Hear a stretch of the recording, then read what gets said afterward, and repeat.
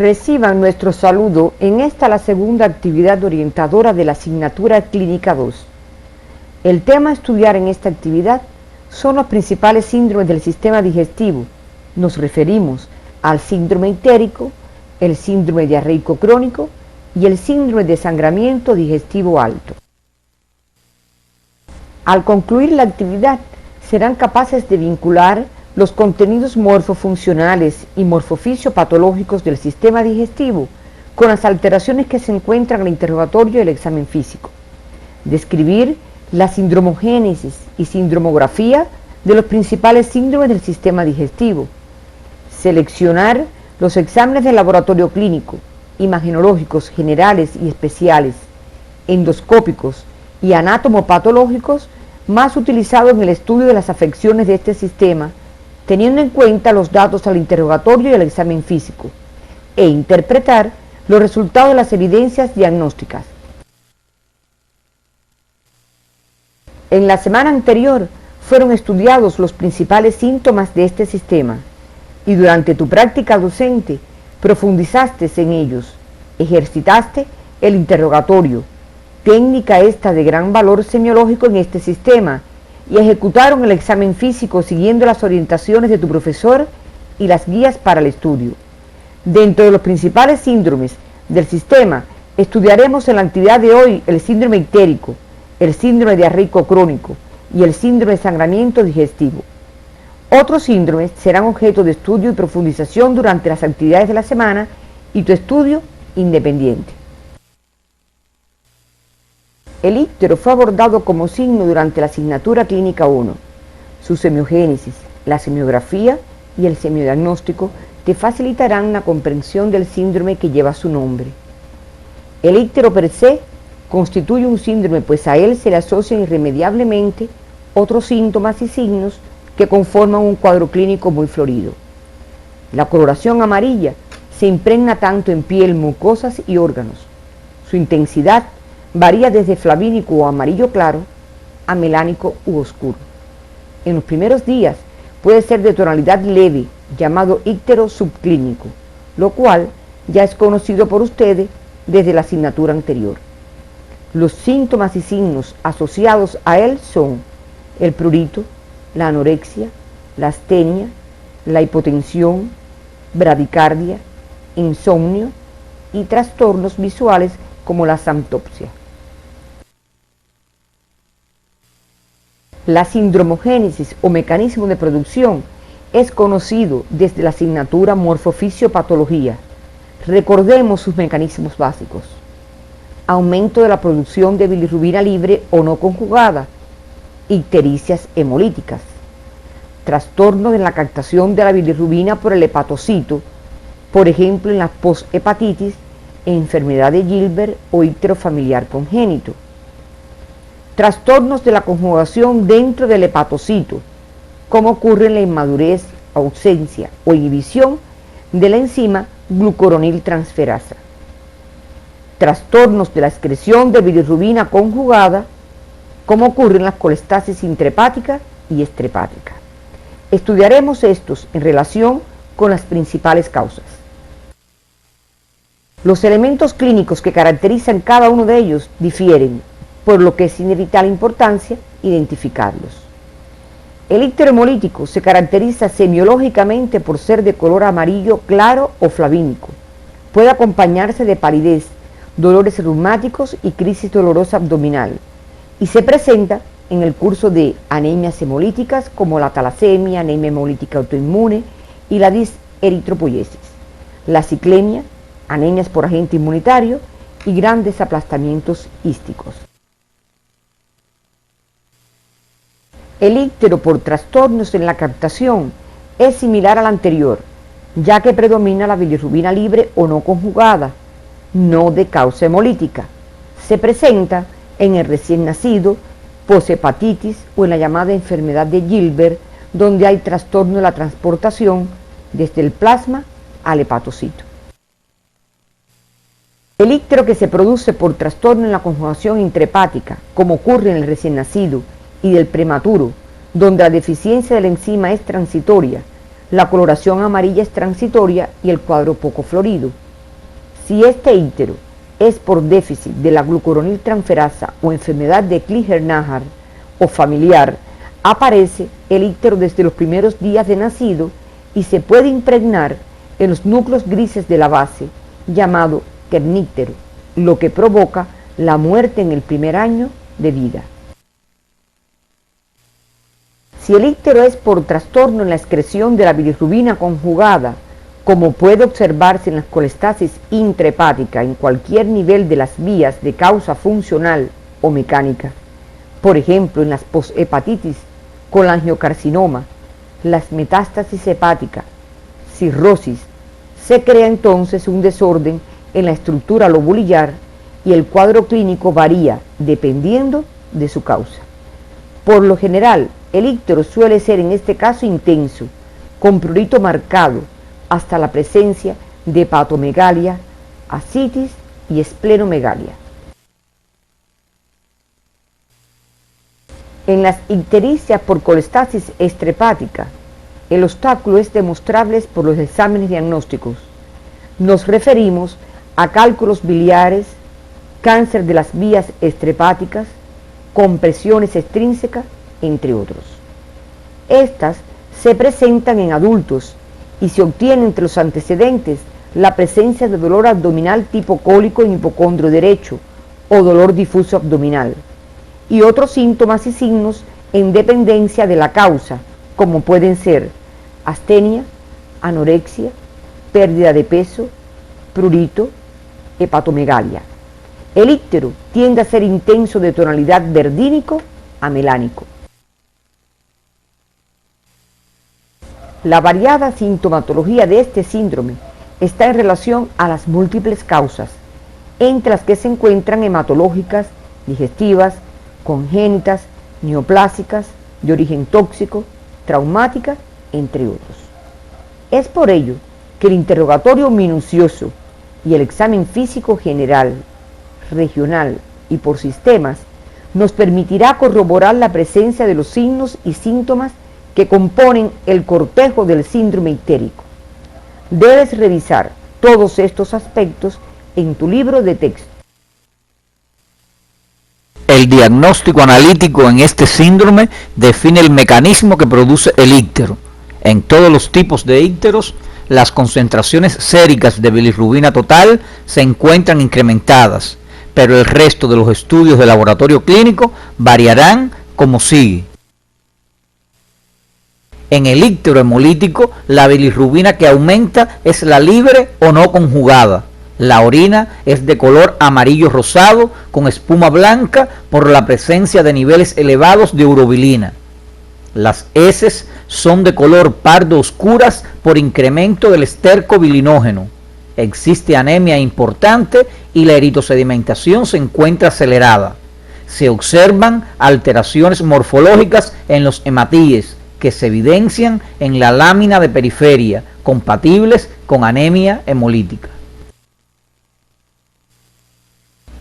En los ícteros de causa hepatocelular se incrementa considerablemente la bilirrubina sérica conjugada. La orina es de color pardo o ámbar, posee espuma amarilla y esto se debe a niveles elevados de bilirrubina y urobilinógeno en la orina. Los pigmentos biliares son positivos. Las heces pueden ser claras por la disminución de la formación de urobilinógeno y estercobilinógeno. La actividad enzimática del aspartato aminotransferasa, de la alanino aminotransferasa y de la láctico deshidrogenasa se incrementan como expresión del daño celular que acontece en el hepatocito. La mayor elevación se encuentra en la actividad de la alanino aminotransferasa. En los ícteros de causa obstructiva se incrementa considerablemente la concentración de bilirrubina sérica conjugada. La orina es de color ámbar y se acompaña de espuma amarilla. Los pigmentos biliares son positivos. Las heces son claras como la arcilla porque contienen poca cantidad de urobilinógeno y estercobilinógeno. Además, en este tipo de íctero, la actividad enzimática del aspartato aminotransferasa, la alanino aminotransferasa, se incrementan ligeramente. se eleva considerablemente la actividad de la fosfatasa alcalina y la gamma-glutamil transferasa, así como la ciclonucleotidasa, como expresión del daño celular que ocurre en las vías biliares. Profundiza estos contenidos en el material Evidencias Analíticas de Clínica 2 que aparece en su CD.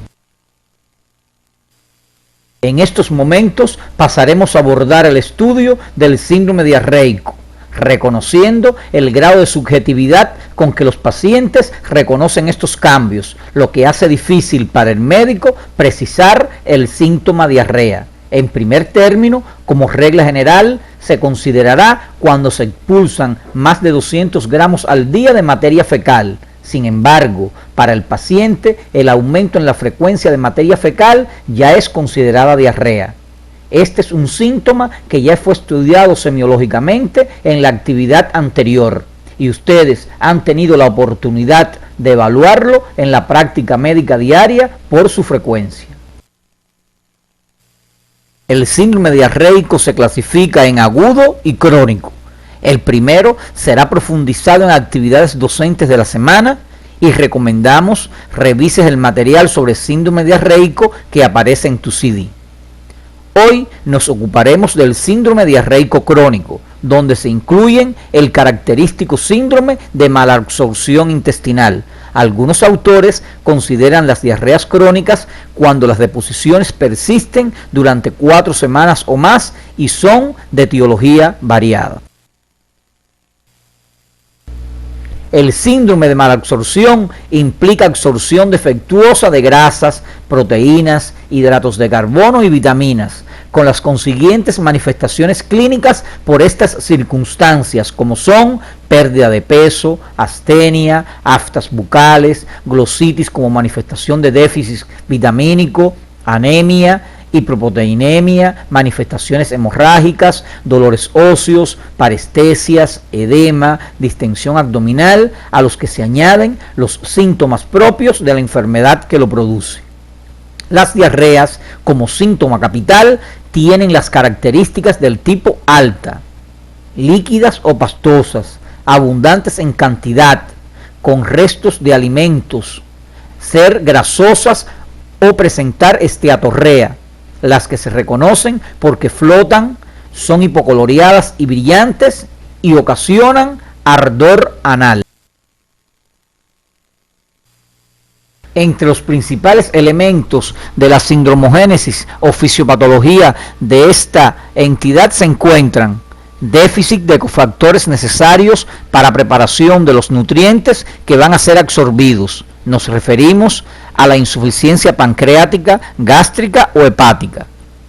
El acortamiento del tiempo de contacto de los nutrientes con la mucosa intestinal, como en las fístulas y resecciones amplias del intestino.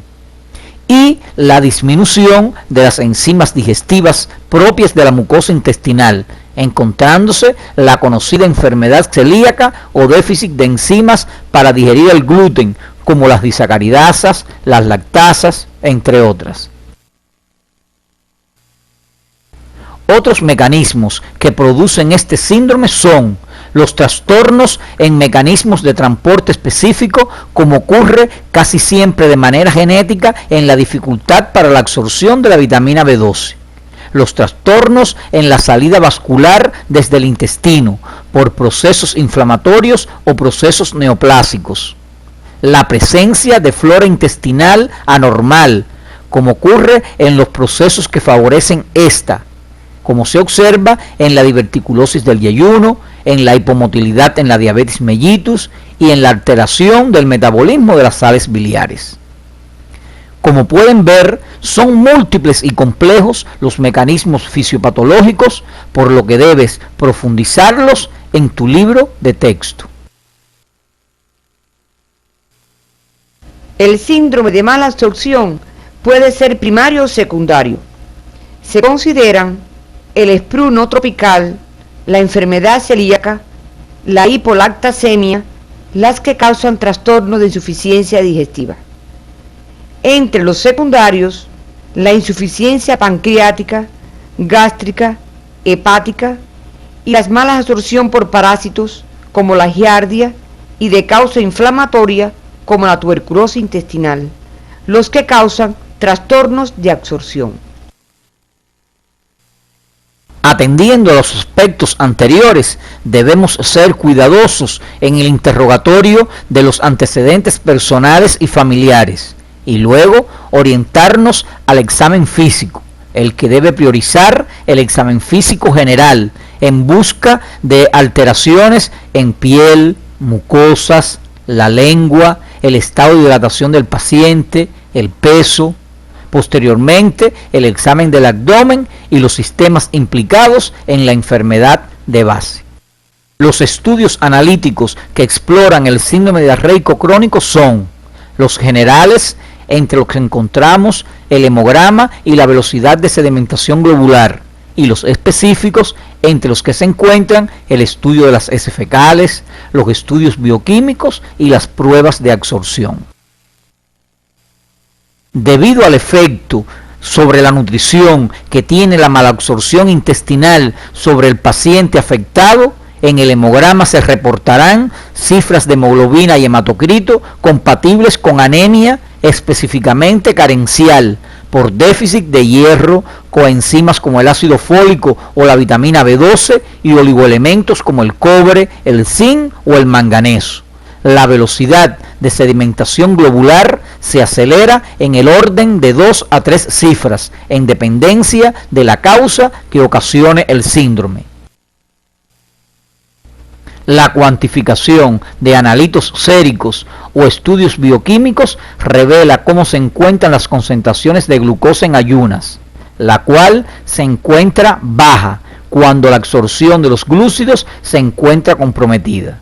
El colesterol y los triglicéridos disminuyen en los trastornos de absorción.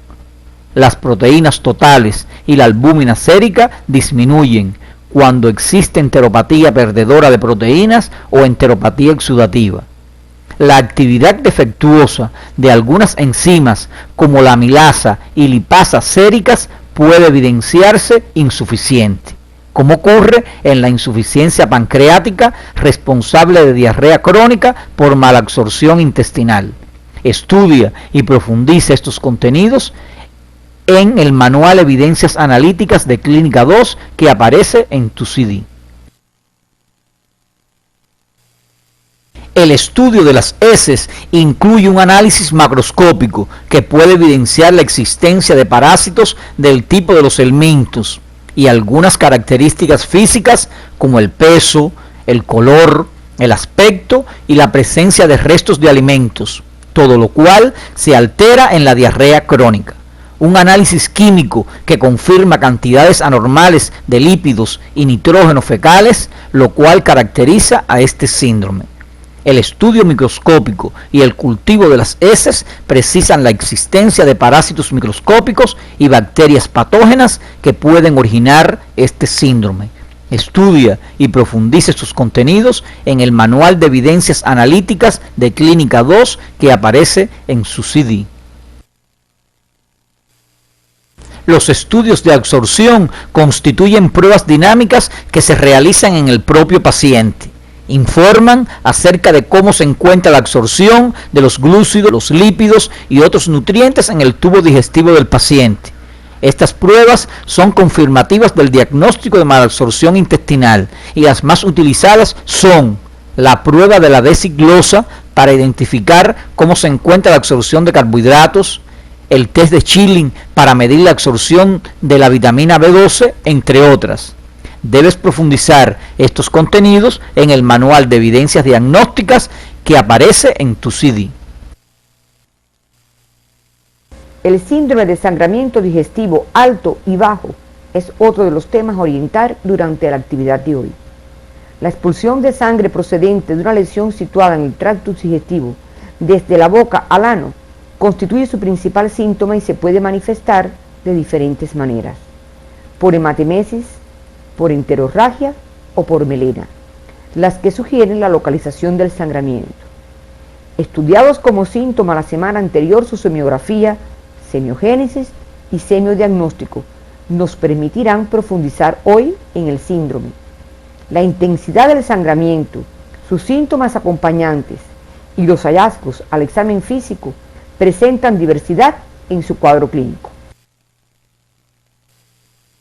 Los mecanismos de producción son lesiones venosas, capilares o arteriales, los que ya fueron abordados en el estudio de los síntomas. El cuadro clínico dependerá de la causa y de la cantidad de sangre expulsada.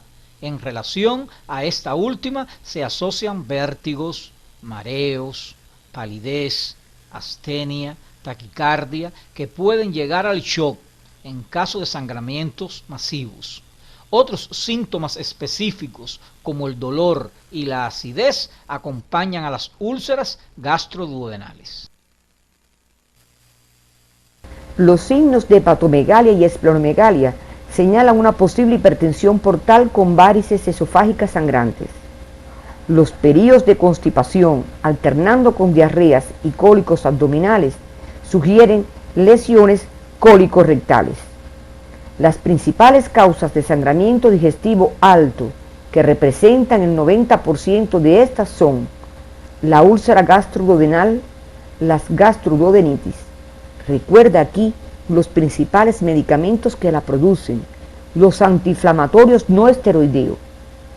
Otras causas de sangramiento digestivo alto son varices esofágicas y el síndrome de Mallory-Weiss, el que se caracteriza por vómitos frecuentes, hematemesis en pacientes con antecedentes de alcoholismo.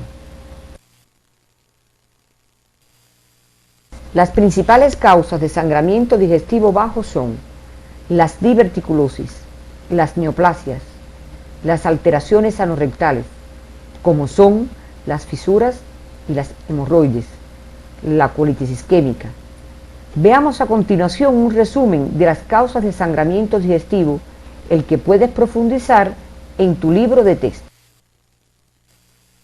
Enfermedades de la boca y la faringe, enfermedades del esófago, enfermedades de las vías biliares, enfermedades del intestino delgado,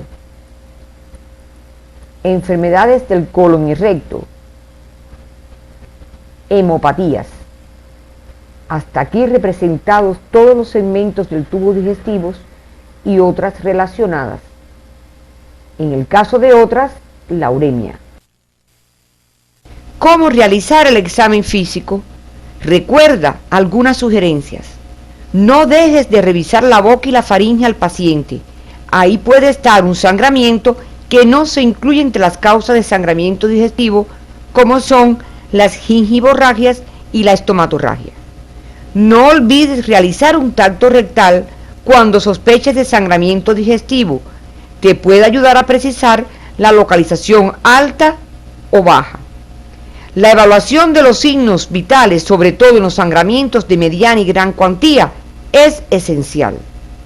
Puedes recurrir a aspirar a través de una sonda el contenido gástrico para comprobar si ésta es roja u oscura, como borra de café, lo que indica que el sangramiento a este nivel ha cesado. Si sospechas de la ingestión de cáustico, está contraindicado este proceder. Antes de realizar cualquier maniobra o técnica de exploración, debes interrogar detalladamente al paciente. El examen físico lo dirigirás a la búsqueda de hepatopatías, estado o coloración de las mucosas y piel, presencia de las lesiones hemorrágicas en la piel, tumoraciones abdominales, entre otras. Realizarás el examen físico general completo y del sistema digestivo, incluyendo el tracto rectal. El diagnóstico es fundamentalmente clínico, apoyado en los exámenes diagnósticos, los que tienen gran valor pronóstico y algunas veces terapéutico. Abordaremos las evidencias del laboratorio clínico y las evidencias imagenológicas. El hemograma es el estudio diagnóstico fundamental para el sangramiento digestivo. No tiene que existir una anemia entre sus resultados. Lo más frecuente es que revele cifras bajas de hemoglobina y de hematocrito compatibles con anemia, cuya intensidad está determinada por el volumen de las pérdidas sanguíneas, pero solo con la disminución de 1,5 gramos de las cifras de hemoglobina habitual y reciente en un paciente, ya es sugestivo de plantear un sangramiento. Además, este examen te permitirá seguir la evolución del paciente. El conteo de reticulocitos se elevará considerablemente, lo que se denomina reticulocitosis, y se distingue de la reticulocitosis que se presenta durante la hemólisis por no ir acompañada de ictericia. Es importante señalar que los estudios analíticos en este síndrome no pueden precisar la topografía del sangramiento ni las causas, excepto en los defectos de la hemostasia. La detección de sangre oculta en las heces confirma la existencia de sangramiento digestivo. Para que la prueba tenga valor, es necesario orientar al paciente acerca de ciertas condiciones que debe cumplir para una adecuada toma de la muestra. Estas son: desde los 3 días anteriores a la misma, no debe ingerir aspirina por encima de 325 miligramos al día. No debe ingerir medicamentos que contengan sales de hierro ni bismuto. No debe comer alimentos cárnicos y, por último, no debe comer alimentos que contienen peroxidasas y catalasas como el pepino, rábanos y coliflor. Todas estas condiciones deben cumplimentarse para evitar resultados falsos positivos. El semiodiagnóstico de una prueba positiva puedes encontrarlo en el material complementario Evidencias Clínica 2 que aparece en tu CD.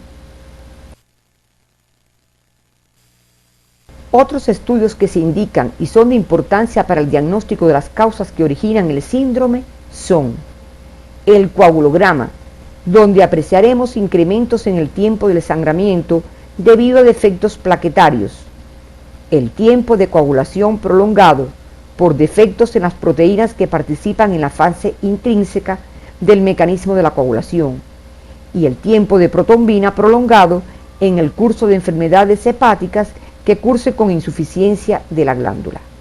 Todas estas entidades pueden ocasionar sangramiento digestivo tanto alto como bajo. La determinación de las concentraciones séricas de los marcadores tumorales, antígeno, carcino embrionario y el CA19-9 se detectan elevadas en pacientes afectados por cáncer colorectal y cáncer gástrico, lo que significa una orientación acerca de la causa tumoral que genera el sangramiento digestivo.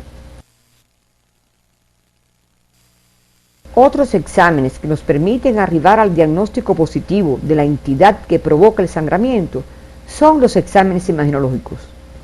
Primero, y de forma general, nos referiremos a los signos radiológicos de las vías digestivas. Estos son: imagen de adición, imagen de defecto de lleno o sustracción, dilatación, mancha suspendida y estenosis. Recuerda las alteraciones imagenológicas del esófago que vimos en la actividad orientadora anterior y que pueden originar síndromes digestivos. Nos referimos a la neoplasia de esófago, el divertículo y la calasia de esófago. Observa las imágenes que te estamos presentando, las que ya te son familiares. Las varices esofágicas brindan imágenes en defecto de lleno e interpliegues, en forma de cuentas de rosario. El examen por excelencia es la mucosografía esofágica, lo que revela la causa de un sangramiento digestivo alto. Observa las imágenes que te estamos mostrando y revisa la galería de imágenes en tu CD. Otra lesión frecuente en la práctica médica es la úlcera gástrica de curvatura menor.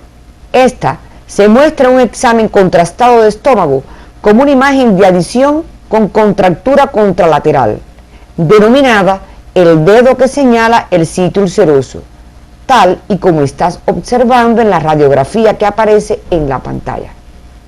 La úlcera de cara mostrará una imagen en mancha suspendida. Revisa la galería de imágenes y el libro de texto de imagenología. La úlcera duodenal más frecuente es la de cara. apareciendo en la radiografía contrastada una imagen en mancha suspendida, con convergencia de los pliegues y rodete inflamatorio. Y en caso de curación, la deformidad es en hoja de trébol. Esta puede ser causa de un sangramiento digestivo alto.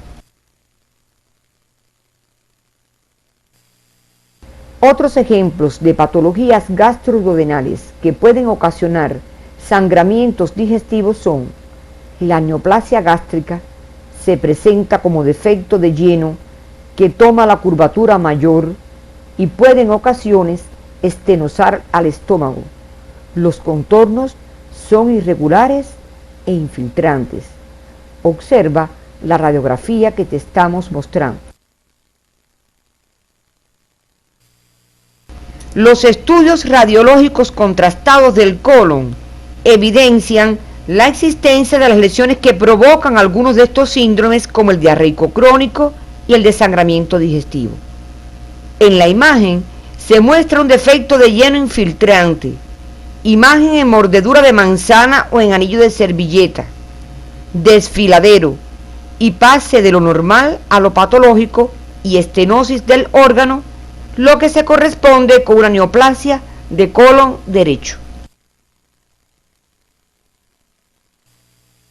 Como causa de sangramiento digestivo, citamos anteriormente la colitis ulcerativa, la que por estudio contrastado del colon puede mostrar imágenes como espículas en la pared del órgano debido a las ulceraciones, forma tubular y disminución del calibre y longitud del colon, aumento del espacio presacro y pérdida de las austras, como se muestra en la imagen que aparece en la pantalla. Los divertículos del colon como causa de sangramiento y de diarrea se presentan como imágenes de adición con cuello por fuera de la luz del órgano, que pueden ser únicos o múltiples, tal y como se muestra en la radiografía contrastada del colon. Los pólipos del colon se presentan como imágenes de defecto de lleno, redondeadas en el interior del mismo, no infiltrantes ni estenosantes. Estos pueden producir enterorragia y por lo tanto la radiografía contrastada de este órgano ayuda a establecer el diagnóstico. La neoplasia de páncreas se estudia con la ecografía. En ella se aprecian imágenes hipoecoicas de agrandamiento de la cabeza del páncreas, con dilatación de las vías biliares. En la tomografía axial computarizada y resonancia magnética es donde se aprecia la imagen tumoral del mismo. Observa las dos imágenes que te estamos presentando. La litiasis vesicular, causa esta de síndromes digestivos, se observa casi siempre en ecografías del hemiabdomen superior, mostrando imágenes ecogénicas que producen sombra acústica o túnel sónico. Son movibles, pueden ser únicas o múltiples. Observa en la pantalla la imagen de una ecografía. Hasta aquí orientamos los contenidos propuestos. Otros serán objetivos en las actividades prácticas de la semana, recordándote que durante el estudio independiente debes profundizar y estudiar aquellos que no fueron abordados, utilizando tu libro de texto y los materiales de apoyo que aparecen en tu CD. Al finalizar la actividad, arribamos a las siguientes conclusiones. No todos los síndromes digestivos tienen como causa enfermedad digestiva. El síndrome diarreico se presenta común en la práctica médica, obedece a etiología digestiva, infecciosa, tóxica, neoplásica, endocrina, nerviosa, entre otras. El síndrome diarreico se precisa definir si es agudo o crónico, lo que orientará al médico en su estudio. El sangramiento digestivo requiere de un minucioso interrogatorio de examen físico, lo que posibilitará precisar su causa y el lugar del sangramiento en muchos casos. El síndrome ictérico presenta variedad de síntomas acompañantes de diferentes sistemas, los que pueden orientar a la etiología.